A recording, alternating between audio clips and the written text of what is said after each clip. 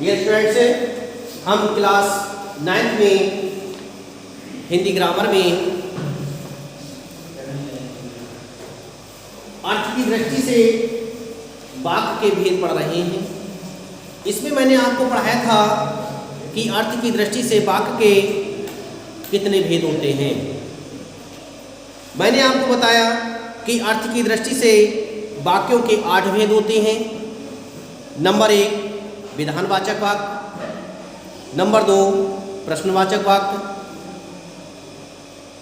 Number 3 निषेधवाचक वाक्य, number 4 विस्मयवाचक या विस्मयादिबोधक वाक्य, नंबर 5 आज्ञावाचक, इसे आज्ञार्थक वाक्य भी कहते हैं, नंबर 6 इच्छावाचक वाक्य, नंबर 7 संदेह वाचक वाक्य और नंबर 8 संकेत वाचक वाक्य। इस तरह से वाक्यों के मैंने अर्थ की दृष्टि से 8 भेद बताए थे। अब मैं आपको इन्हें एक एक करके विस्तार से समझाऊंगा कि विधानवाचक वाक्य क्या होते हैं। सबसे पहले हम लिखेंगे अर्थ के आधार पर वाक्य के भेद। इसमें लिखेंगे अर्थ के आधार पर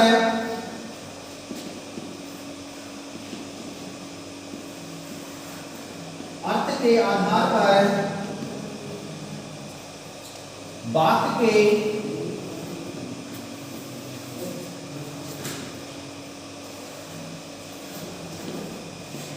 निम्न भेद हैं।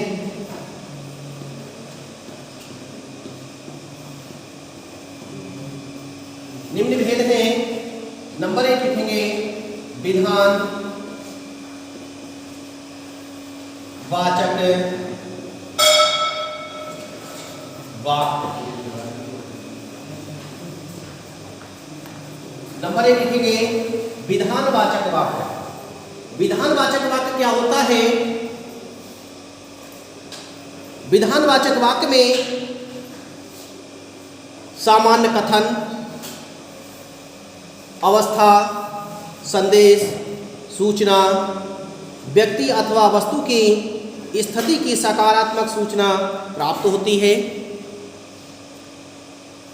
इसमें सामान्य कथनों का प्रयोग किया जाता है, उसकी अवस्था का प्रयोग किया जाता है, संदेश का प्रयोग किया जाता है, सूचना, व्यक्ति अथवा वस्तु की स्थिति, इन सभी की सकारात्मक सूचना प्राप्त होती है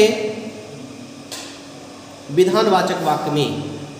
इसे हम लिखेंगे जिन वाक्यों के द्वारा सामान्य कथन, जिन वाक्यों के द्वारा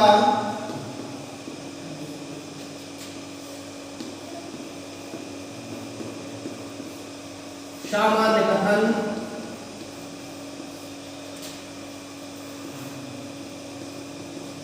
जिन वाक्यों के द्वारा सामान्य कथन,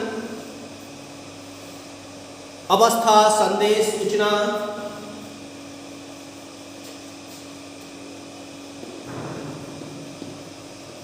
अवस्था, संदेश, सूचना, अवस्था, संदेश, सूचना, व्यक्ति अथवा वस्तु की स्थिति की, व्यक्ति अथवा वस्तु की स्थिति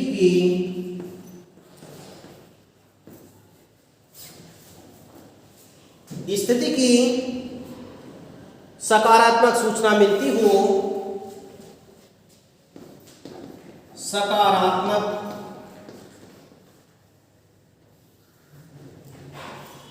सूचना मिलती हो,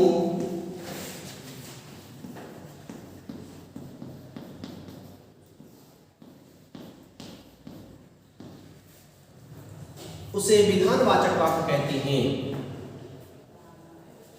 उन्हें विधानवाचक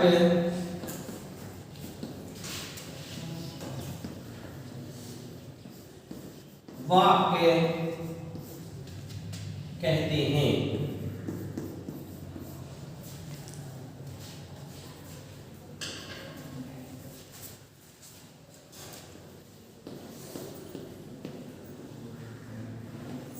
जैसे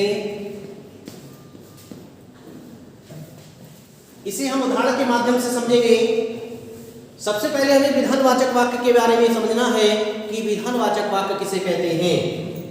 विधानवाचक वाक्य जिन वाक्यों के द्वारा सामान्य कथन, जो सामान्य रूप से हम कथन कहते हैं, उन सामान्य कथन, अवस्था, संदेश, सूचना, व्यक्ति अथवा वस्तु की स्थिति की सकारात्मक सूचना मिलती हो, उन्हें विधानवाचक वाक्य कहते हैं।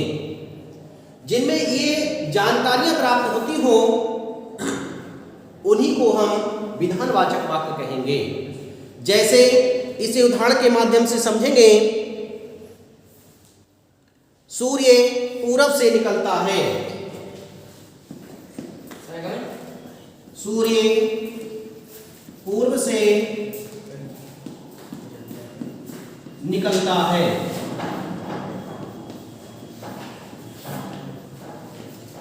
सूर्य पूरब से निकलता है, इसमें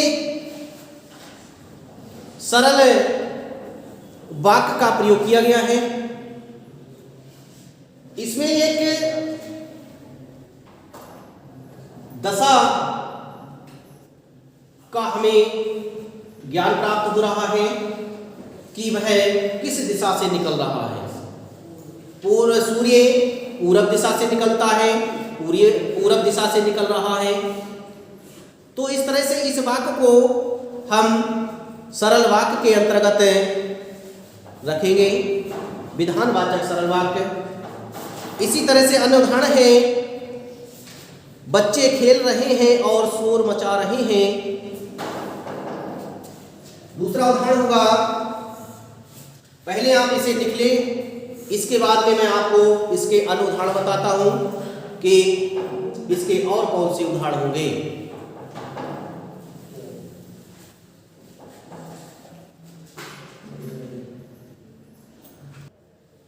दूसरा उदाहरण है,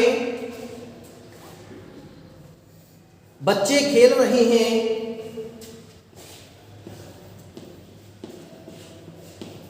बच्चे खेल रहे हैं और शोर मचा रहे हैं।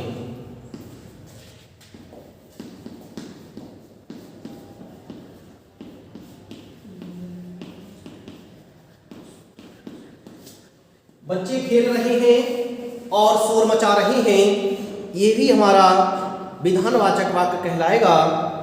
यह वाक्य संयुक्त वाक्य की श्रेणी में रखा जाएगा। इसे संयुक्त वाक्य कहते हैं, क्योंकि इसमें एक वाक्य और शब्द के माध्यम से दूसरे वाक्य के द्वारा जोड़ा गया है। इसमें एक वाक्य को दूसरे वाक्य से जोड़ा गया है, तो जिसमें दो उपवाक्यों के लिए जोड़ा जाता है, वही हमारे संयुक्त वाक्य कहलाते हैं। ये संयुक्त वाक्य कहलाएगा और यह अर्थ की दृष्टि से इसके लिए जटिल वाक्य के अंतर्गत रखा जाएगा। विधानवाचक वाक्य दो प्रकार के होते हैं। नंबर 1 विधानवाचक सरल वाक्य, नंबर 2 विधानवाचक जटिल वाक्य। सरल वाक्य के लिए मैंने आपको बता दिया, यह विधानवाचक जटिल वाक्य होगा, क्योंकि इसमें दो उपवाक्यों को संयुक्त किया गया है। इस तरह से हमने समझा कि विधानवाचक जटिल वाक्य क्या होते हैं और विधानवाचक सरल वाक्य क्या होते हैं। आपकी बुक में और भी उदाहरण दिए गए हैं, जिन्हें देख करके आप लोग अपनी कॉपी में अच्छी तरह से लिख लेंगे। अब मैं आपको अर्थ की दृष्टि से दूसरा भेद पढ़ाऊंगा, जिसका नाम है निषेधवाचक वाक्य।